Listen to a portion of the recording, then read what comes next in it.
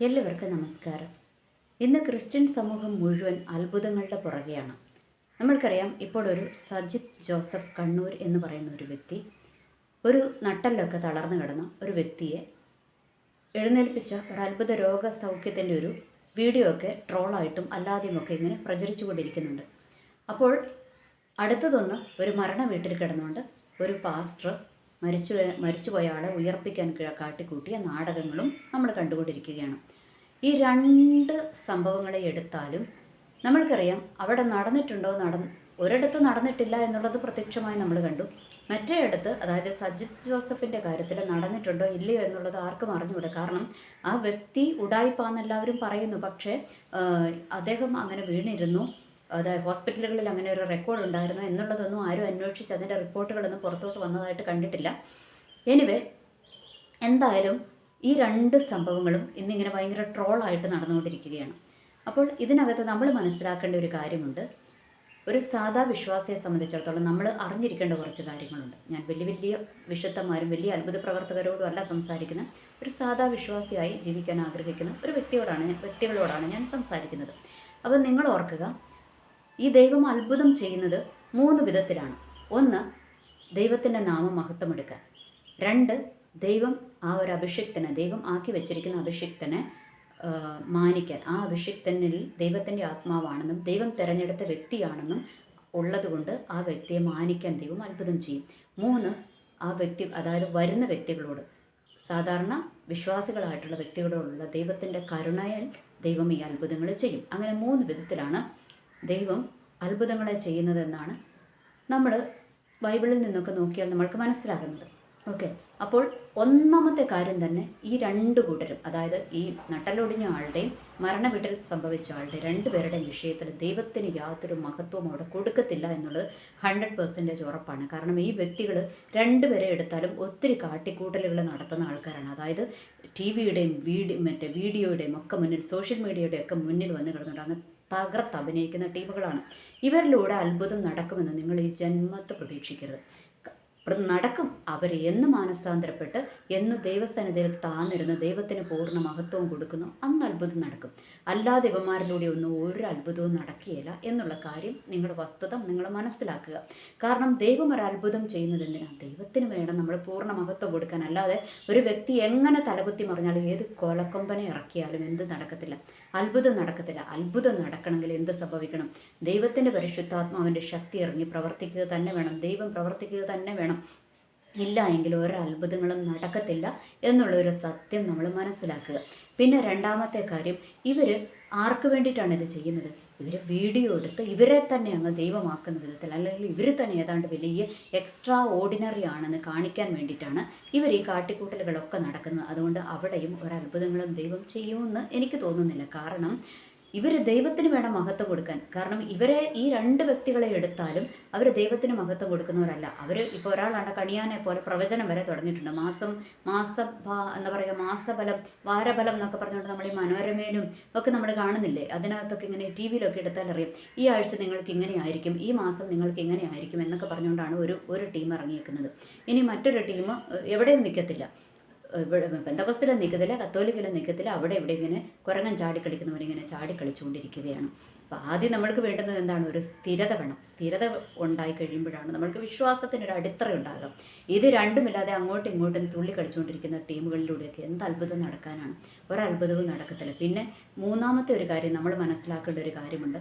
എന്തിനാണ് ഇങ്ങനെ അത്ഭുത പ്രവർത്തകരുടെ പുറകെ അവിടെയുണ്ട് ഇവിടെയുണ്ടെന്ന് പറയുമ്പോഴത്തേക്ക് ഈ പൈസ മുടക്കി പോകേണ്ട കാര്യമുണ്ടോ?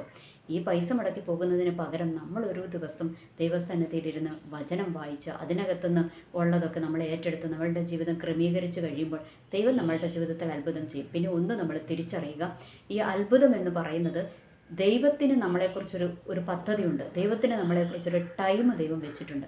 ആ ഒരു പർട്ടിക്കുലർ ടൈമിൽ മാത്രമേ ദൈവം നമ്മളുടെ ജീവിതത്തിൽ പ്രവർത്തിക്കത്തുള്ളൂ.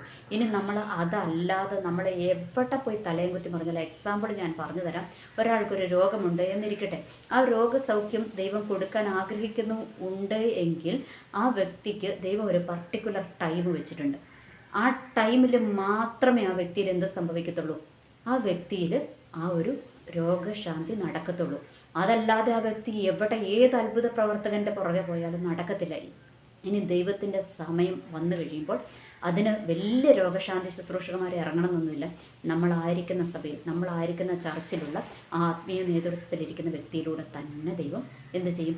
ആ ഒരു അത്ഭുതം നമ്മളുടെ ജീവിതത്തിൽ നടത്തുക തന്നെ ചെയ്യും. അതായത് ആ രോഗസൗഖ്യം നമ്മൾക്ക് ലഭിക്കുക തന്നെ ചെയ്യും. അതാണ് ദൈവത്തിൻ്റെ പ്രവൃത്തി. ഓർക്കുക, ദൈവം ഒരിക്കലും ചാഞ്ചാടി കളിക്കുന്നവനല്ല. ദൈവം ആരാണ്? ദൈവം മഹാദൈവമാണ്. അവൻ അത്ഭുത മന്ത്രിയാണ്. ദൈവം മഹാവിശുദ്ധനാണ്. ദൈവത്തിൻ്റെ ടൈം വിട്ട് കളിക്കുന്ന ദൈവമല്ല. ദൈവത്തിൻ്റെ സമയത്തിനനുസരിച്ച് ദൈവം പ്രവർത്തിക്കത്തുള്ളൂ. പിന്നെ മറ്റൊരു വചനമുണ്ട്, ദൈവം കാലങ്ങളെ സമയങ്ങളെ മാറ്റുന്നു എന്ന് കരുതി ദൈവം നമ്മൾക്ക് വെച്ചിരിക്കുന്ന ആ ഒരു കറക്റ്റ് പർട്ടിക്കുലർ ടൈമിൽ മാത്രമേ ദൈവം പ്രവർത്തിക്കത്തുള്ളൂ എന്നുള്ളത് നമ്മൾ മനസ്സിലാക്കുക. അതല്ലാതെ നമ്മൾ ഈ അവിടെ വേറൊരു അത്ഭുത പ്രവർത്തകൻ വരുന്നു, ഇവിടെ ഇവർ വരുന്നു.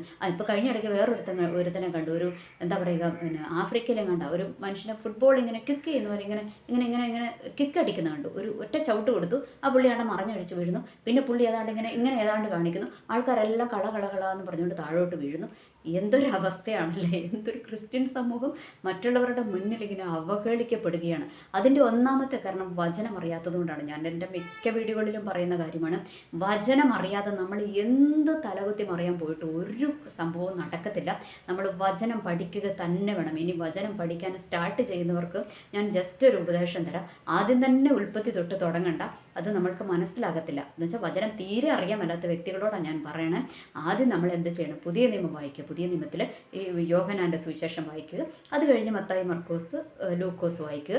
അത് കഴിഞ്ഞിട്ട് നമ്മൾ പുതിയ നിയമങ്ങൾ കംപ്ലീറ്റ് ചെയ്ത് കഴിഞ്ഞിട്ട് നമ്മൾ പഴയ നിയമത്തിലോട്ട് പോയാൽ മതി. എന്നാലേ നമ്മൾക്കത് മനസ്സിലാകത്തുള്ളൂ. ഇത് വചനം തീരെ അറിയാൻ മേലാത്ത വ്യക്തികളോടാണ് ഞാൻ പറയുന്നത്, വചനം അറിയുന്നവരോടല്ല ഞാൻ പറയുന്നത്. വചനം അറിയാതെ ചുമ്മാ ഈ അത്ഭുതങ്ങളുടെ പുറകെ പോകുന്ന വ്യക്തികളോട് മാത്രമാണ് ഞാനിത് പറയുന്നത്. കാരണം ഞാനൊരു സാധാരണക്കാരത്തിയാണ്. ഞാനും ഒത്തിരി വിടുതലിന് വേണ്ടി അവിടെ ഇവിടെയൊക്കെ പാഞ്ഞ് നടന്നിട്ടുണ്ട്.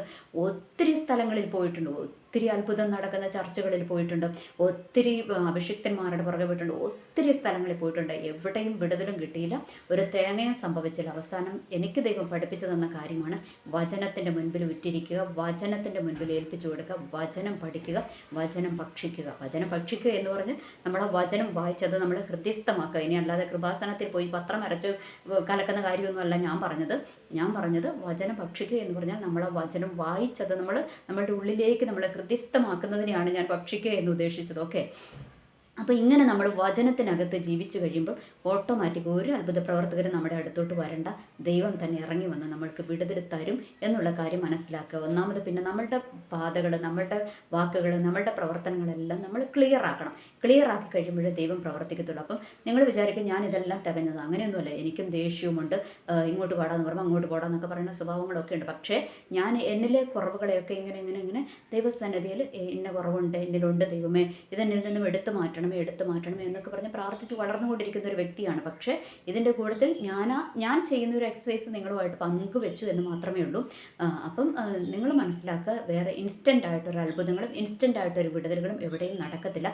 പിന്നെ നമ്മൾ എന്ത് മനസ്സിലാക്കണം? ഈ അത്ഭുത പ്രവർത്തകരുടെ ഒക്കെ പുറകെ ഇങ്ങനെ പോയി കഴിയുമ്പോൾ ഇവന്മാർ നമ്മുടെ തലയിലെങ്ങാനും അബദ്ധത്തിൽ കൈവച്ച് പോയി കഴിഞ്ഞാൽ ഇവന്മാരിലുള്ള പിശാച് മുഴുവൻ നമ്മുടെ ദേഹത്തോട്ട് കയറും എന്നുള്ളത് മറക്കരുത്. കാരണം നമ്മൾ ബന്ധനം അഴിക്കാൻ പോയിട്ട് ബന്ധിക്കപ്പെട്ടവരായിട്ട് തിരിച്ചു വരുന്ന അവസ്ഥയും ഉണ്ടാകരുത്. അപ്പോൾ അതുകൊണ്ടാണ് ഞാൻ പറഞ്ഞത്, നമ്മൾ എന്ത് ചെയ്യണം? നമ്മൾ വചനത്തിൻ്റെ മുന്നിൽ ഉറ്റിരിക്കുക. വചനത്തിലൂടെയാണ് ദൈവം നമ്മൾക്ക് വിടുതൽ തരുന്നത് എന്ന് നമ്മൾ മനസ്സിലാക്കുക. ഇനി എല്ലാവർക്കും നല്ലൊരു ദിവസം ആശംസിക്കുന്നു. നന്ദി, നമസ്കാരം.